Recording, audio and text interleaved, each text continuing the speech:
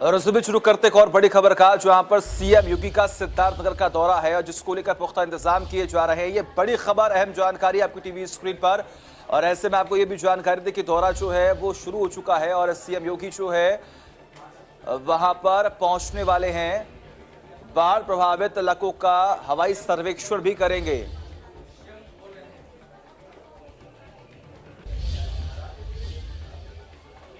तो ये बड़ी खबर, अहम जानकारी, सिद्धार्थनगर से महाराजगंज के लिए रवाना हुए हैं और ऐसे में तमाम तैयारियां भी हो रही हैं। सीएम योगी ने सिद्धार्थनगर का दौरा किया, ये बड़ी खबर, अहम जानकारी आपकी टीवी स्क्रीन पर लगातार हम आपको बता रहे हैं। बाढ़ प्रभावित इलाकों का हवाई सर्वेक्षण उन्होंने किया है। सीएम ने बाढ़ पीड़ितों को बांटी है राहत सामग्री। ये बड़ी खबर, अहम जानकारी।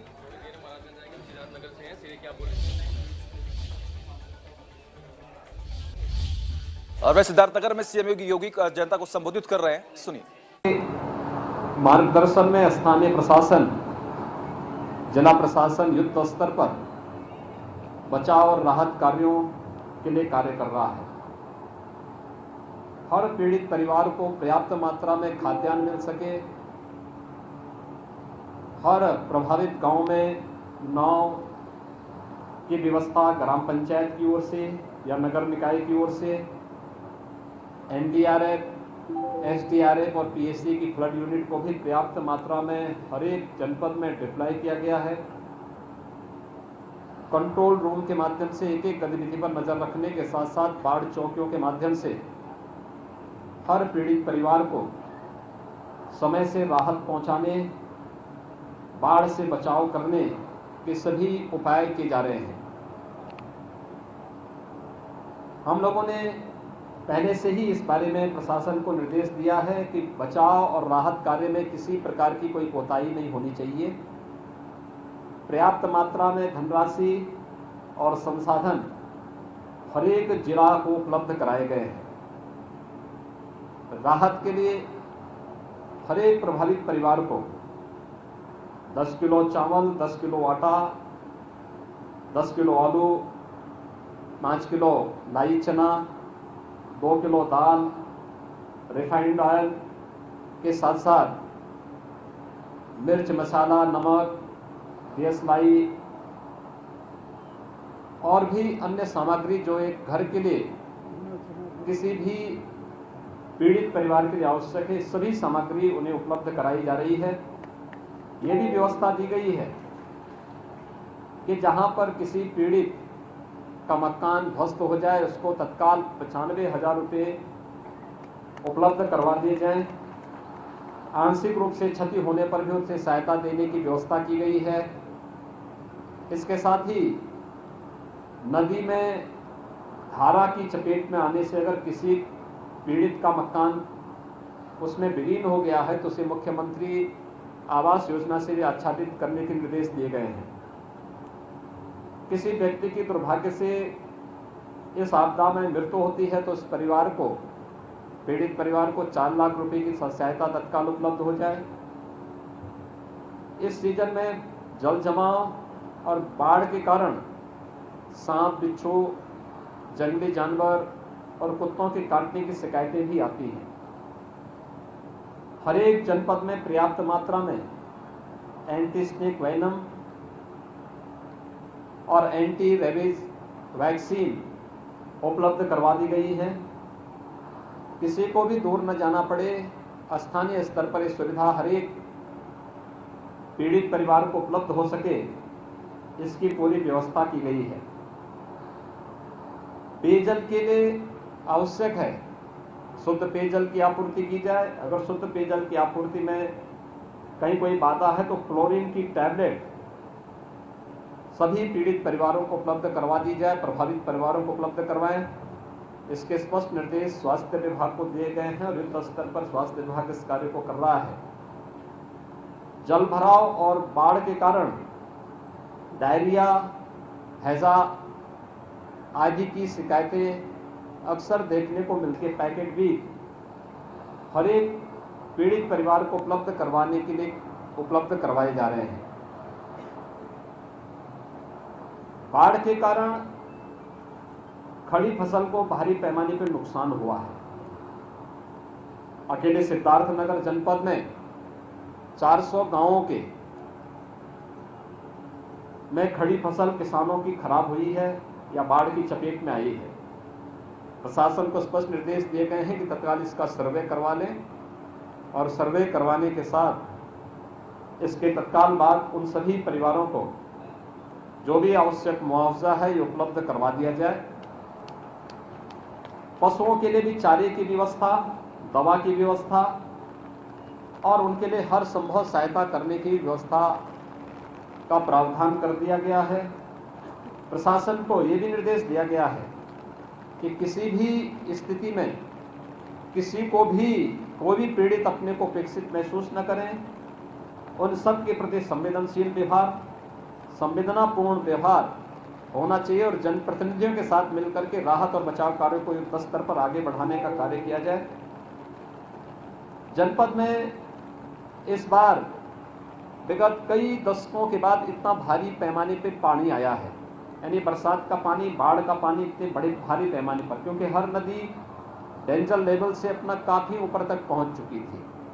राप्ती नदी यद्यपि स्थिर होने के बाद पानी उसमें अब थोड़ी गिरावट की ओर चल रहा है, लेकिन यहाँ पर जब पीक था तो वह डेंजर लेवल से 1.5 से 2 मीटर ऊपर बह रही थी।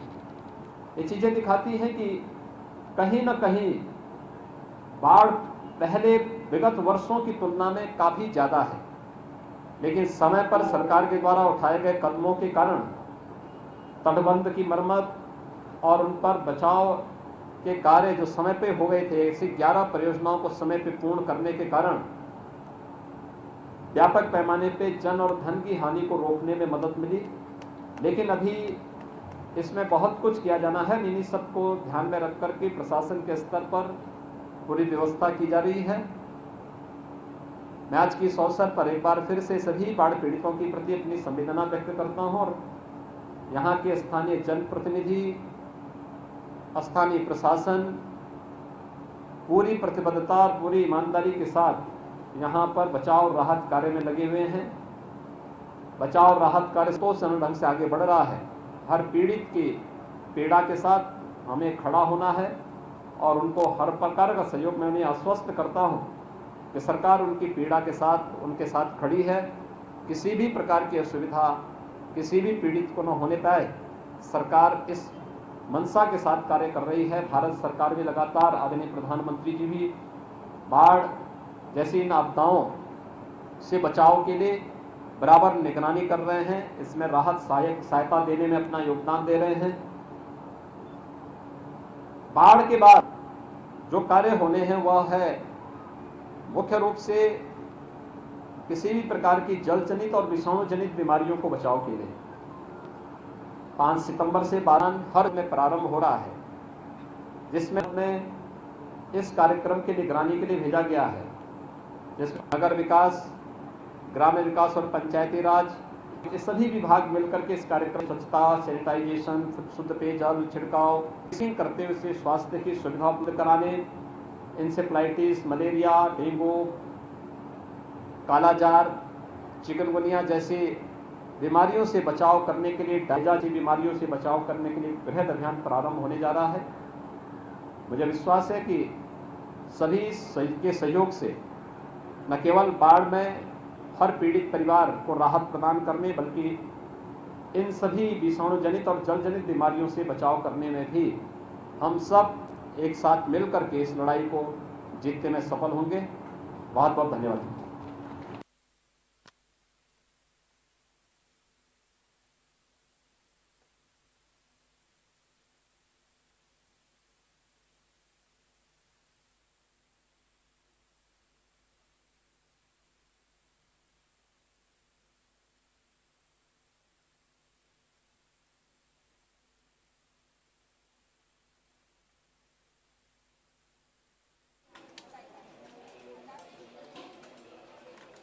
तो सीएम योगी को लगातार आप सुन रहे थे किस तरीके से बाढ़ प्रभावित क्षेत्रों का उन्होंने दौरा किया है और राहत सामग्री जो है वो बांटी है। ऐसे में जब सीएम योगी सिद्धार्थनगर के डुमरियागंज में मौके पर मौजूद थे तो उन्होंने क्या कुछ कहा, जरा सुनिए।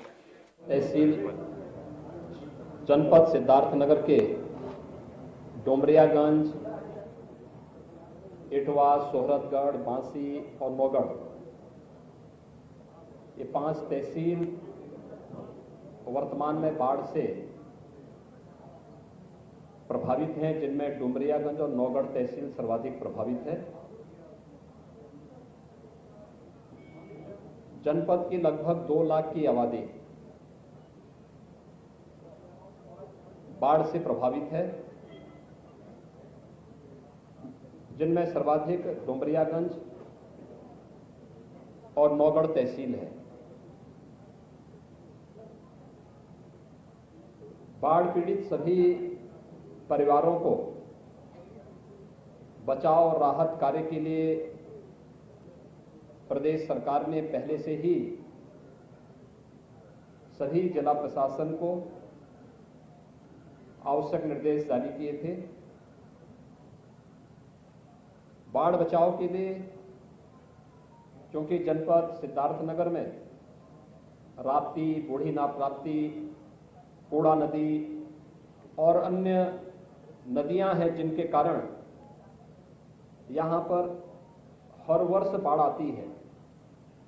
तो बाढ़ बचाव से संबंधित जितने भी कार्य होने थे, उन सभी 11 कार्यों को पूरा करते हुए समयबद्ध ढंग से उसको आगे बढ़ाने का प्रयास भी किया है। सहायता देने के लिए प्रशासन को निर्देश दिए गए हैं, जिससे पीड़ित परिवारों को भटकना न पड़े। पालतू जानवरों के लिए चारे की व्यवस्था के लिए भी प्रशासन को आवश्यक निर्देश दिए गए हैं। मुझे विश्वास है कि सभी लोग मिलकर के इस आपदा का सामना करेंगे और प्रशासन और जनप्रतिनिधि मिलकर के आम जनमानस की सेवा करते हुए हर एक व्यक्ति को राहत देंगे। मैं इस बात के लिए भी आश्वस्त करूंगा आप सबको कि जितने भी क्षेत्र बाढ़ से प्रभावित हैं, यहां पर बड़ी पैमाने पर फसल को भी नुकसान पहुंचा है।